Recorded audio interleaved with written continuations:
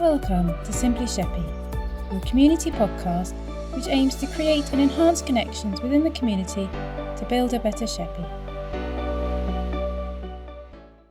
Welcome to Simply Sheppey podcast studio. We are joined today by Trudi McKee from the DWP, and she is here to talk to us a bit more about how we met firstly. So we met through the Sheppey Business Network, and Trudi is going to talk to us a bit more about what she does within the DWP and what the DWP do. Trudi, over to you. Welcome. Thank you for inviting me here today. Firstly, the DWP. It stands for Department for Work and Pensions. It's the largest public service department within the government, and it administers pensions and a range of working age, disability and sort of ill health related benefit systems. I'm based at Sheerness Job Centre, which is part of the Job Centre Plus, is part of the DWP. We have the benefits side, which does provide like financial support for people who are looking for work if they're on low incomes, if they're unable to work due to ill health, disability or caring commitments. So there's an umbrella of benefit support for all of those different types of people. But my role within the Job Centre is actually a recruitment specialist, which means that I get to have a really fulfilling job where I work with local businesses and organisations to bring in recruitment opportunities to the Job Centre to help our customers, which is how we met on the Sheppey Business Network. So what would you say are your main challenges in the community, in the Sheppey community, with either businesses or job seekers? I think, and there was a study done recently where only 1 in 6 businesses actually use the Job Centre for their recruitment services. So I think there's a big misunderstanding or lack of knowledge around actually what we can do and how much support we offer. We offer loads. It is, and I started making some notes about all the things that the Job Centre helps with, from sort of the candidate side right across to sort of the business side. And there is just so much that we can do to sort of help prep people, working with, so some of the support that we offer our customers. So obviously everyone's got a different journey that they're on. Not everybody is looking for work, not everybody can work, and that's fine. We know that not everyone's ready for work tomorrow. Some people have got a bigger journey into sort of a full-time employment than others, but we can help at whichever stage of the process that our customers are in. For those that are looking for work and able to start work sort of fairly quickly, we help with getting their CVs ready. We can talk to them about transferable skills. We can do interview prep. We can give them some training if that's what they need. We've even got a fund that helps people if they need like clothes and things like that, or travel to an interview, and we work with partners that can also help with that type of thing. I was at an interview day this week, and there was a lady that arrived for an interview with a local company that are recruiting, and she had on, so she was there for an interview, she had on this amazing looking green coat. Literally from the other end of the room, I looked over her and I was like, oh my God, she looks fabulous. Envy. I did. It was stunning looking, and it really looked like a really high-end looking coat. And the way she held herself, and she was like at the interview, and you could sort of see that she had just this different presence about her with this green coat on. And when I said, oh my God, you look fantastic today, you're here for an interview. She was like, yeah, I got this coat. And she actually got the coat through one of the organisations that we work with that helps with clothing for interviews. So her work coach had referred her on. She'd had a session with this particular company who had gifted her interview outfit for the day. No, that's great. So like things like that, I don't think people even realise. We've worked together before on, we work in predominantly more of an industrial environment, so you've definitely helped with PPE. And another thing is right to work stuff as well. You can actually facilitate, or you have historically been able to facilitate, because a lot of the blockers for employers, I think, are the legislations for employment that we have to have, and not every, if you're not in work, to get a passport, to get a right to work card, etc. can be, so you can help with all of that. Yeah, one of the first questions we normally ask is, does somebody have sufficient ID for work? And if that means that through our flexible support funds that we can pay for somebody to get a passport or provisional driving licence, they have photo ID, then we can put that in place if they've not already got it. We've applied to get duplicate birth certificates for people. We have also been able to work with them if they need proof of their national insurance number. We can do all of that sort of thing. Or the work coaches will help their customers once they've had a conversation with them about it. What do you think is the most anxiety caused for job seekers? So we're seeing much more neurodiversity and people with anxiety issues, etc. What is the biggest blockage, do you think, for people getting into work within Sheppey? We're quite restricted, I guess, in our location, I think. Yeah, I think there are obviously some of the barriers that people don't have any control on. Things like public transport. There's not a lot we can do at the moment to address that.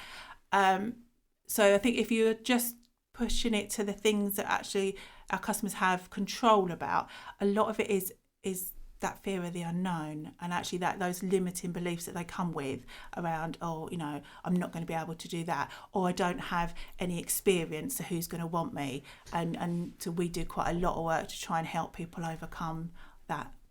Sometimes that's through the training courses that we send them on. So we do quite a lot of employability skills with people if that's what they need. Or whether it's just a conversation with me or their work coach to actually sort of, somebody that has, I'm trying to think. So we've got initiatives. I'm trying to think, make sure I don't forget anything. We've got initiatives so many for young initiatives. people, Too many. for over 50s, for people with health conditions to get back into work. And I did speak to a lady fairly recently who had been out of work for quite a long time because they were caring for a loved one.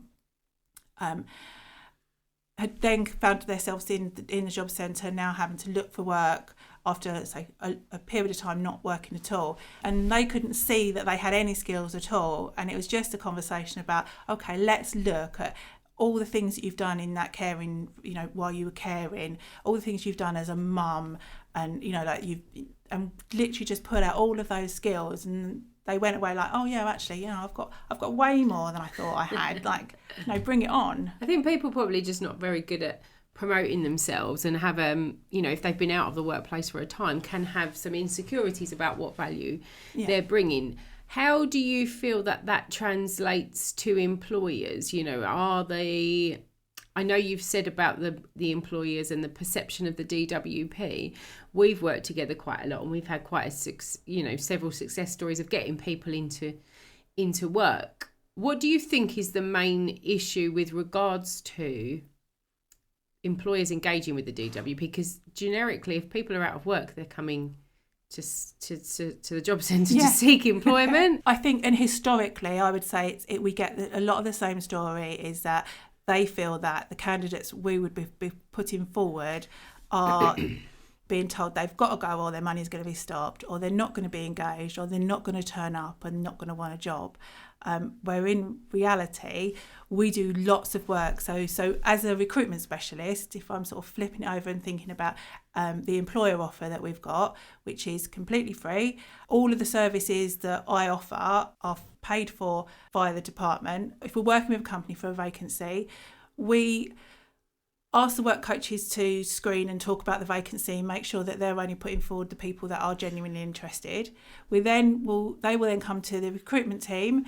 So I'm actually based in, I didn't even know if I mentioned that, so I'm based in Sheerness Job Centre, but I'm part of a team of 3 who cover Swell. So there's 3 of us all together that will then, after the person's applied for the job, we will sift and screen their CV. We'll quite often just give that candidate a bit of a call, have a chat through to them, make sure they really do understand, make sure that if the job says you've got to be flexible and able to do till 7 o'clock in the evening, we'll check with them, is that okay? Do you drive? Are you able to get there? So we'll have a conversation again, and that's giving that customer an opportunity to go, oh, actually it's not for me, or I didn't realise. And we sort of, all of those stages, we're sifting out the people that maybe might have given a negative impression. So you're almost doing the vetting stage to an extreme before they get to the employer even. Yeah. So it's actually value added for the employer. Absolutely. And as I said, we did a big recruitment day, actually only quite recently, where we had, so I was there for the whole morning. There were 40 interviews booked. 20 were via the job centre and 20 were actually via the employer direct, but they were using our job centre to do all the interviews. We had one person that didn't attend, and the employer had 2 people from their list that didn't attend. So actually there wasn't, the ratio is quite even in terms of engagement. And I think there's always going to be I don't think we're never going to get 100% attendance for everything. We can but dream. So I think maybe that's one of the the employer's worries, is that that people turn up and we do our best, and I'll be honest, there are always going to be people that just nod and still get through the net, and then we'll get to the employer and go, well, I'm only here because my work coach told me to. But we will do as much as we can. You're probably getting that from the younger generation. I'm only here because my mum told me to. Get them out of the house. But we do absolutely as much as we possibly can to give, to actually negate that all the way through. So we've just now joined the Sheppey Business Network. We had our first event yesterday morning, a nice little breakfast club. Do you think there is going to be value added for the DWP in networking with the local businesses and the community? Like, what do you need from, what would your wish list be? I think if I had one wish, it would be that employers don't put their jobs on Facebook and then risk all of the inappropriate comments being listed. But if you're a local employer and you've got a job, just contact us. Yeah. Hopefully on this video we'll get our we can share your details. In the description. But yeah, just literally reach out and have a conversation about how we might be able to help with use of any recruitment. With us as well, working with you, we've offered potentially a temp to perm solution for employers, which has worked well historically because it gives the employer an opportunity to sort of try out if it's the right fit, and it gives the job seeker the opportunity potentially to have some additional training support and be onboarded with someone. Not all employers want to employ direct. They want to work through an agency and not have that initial worry. So and I think that's one of the things that with the job centre, when we're able to work in a way that's a little bit more holistic and that's right for, I know I was asked this morning about who our customers were, and I was saying actually my customers are our job seekers, or the people that are on our benefits. They're also our local employers, and then also you've got a 360 view of the whole process. Yeah, absolutely. And then there are other things that we can do, which are, when we're working with employers, if we know they've got vacancies coming up, and I know this is some of the things we were talking about, is if we know that there's a vacancy that's got a specific skills need, then the DWP can go out and procure training for that. Yeah. So in the past we've done, we've paid for forklift training for a particular company that needed forklift licenses. We've paid for IOSH training. And there was like a one-off bespoke things. Just a bit of a plug that we can do all of that training for you, Trudi. But in general, if a customer comes to us and they need, I don't know, a CSCS card, we already have training partners that are delivering that we can get our customers through to. I think in my experience of working with the DWP, it's ticking much more boxes than just employing someone off of the street who doesn't come ready packaged. You are enabling, providing every opportunity for the employee to hit the ground running as such. So and if we know that there are vacancies coming up, so say if we're told, at Christmas time we're going to have a load of retail vacancies with my shop, we can then plan in and actually get our customers through maybe a week's on customer service. We call them sector-based work academies. So we arrange for all of the training, and the only ask of that employer is that they will interview people at the end. Yeah. Again, although all the services are free, we can help, so we can do all of that work. If that employer then says, actually, I found somebody off of Indeed or for another agency, or my neighbour's wants a job and they don't go with a DWP candidate or job centre candidate, that's okay. Yeah. But literally, you know, there isn't any obligation at that point. We've not got any obligation for you to take one of our customers. I think you've enabled that employee with a skill that they didn't have prior, and the more skills you have, the more employable you become. Yeah. So I think we've covered off everything that you're doing. I think we probably need a lot longer than this podcast for you to tell us everything you're doing. Yeah, I'm sure I've only scraped on the surface because we haven't even spoken about our employers who register as disability confident, which I know Oliver's is. We are, yes, we are. And give opportunities like work experience and work trials to, you know, some of our customers haven't had the best start. They might not have worked at all. And like we were going back to the retail example, or if somebody needs to work in admin and they say you need experience, well, if you need experience to get a job, you're never going to get the experience. Yeah. So sometimes like work experiences or sort of like trial shifts is enough just to give somebody that little bit of an extra chance. I think working with yourselves as well has opened up, as an employer, my eyes to many other support services that are there to help people into work. So in addition to yourself, I had meetings yesterday with people from the council, that those that are potentially requiring more support to become disability confident, it is available to them. They're just maybe not aware of it. Yeah, and so again, to do my job better. Disability confident is a marker that you can have on your website. It's free. You said it's free. It's very socially responsible as well. Yes, I think it's you know, the way forward. We're all more conscious of diversity and inclusion and equality within the workplace, and we need to put our money where our mouths is as employers, I think, and use the support that's there free. Sure. To become all of those things that are going to help people into work.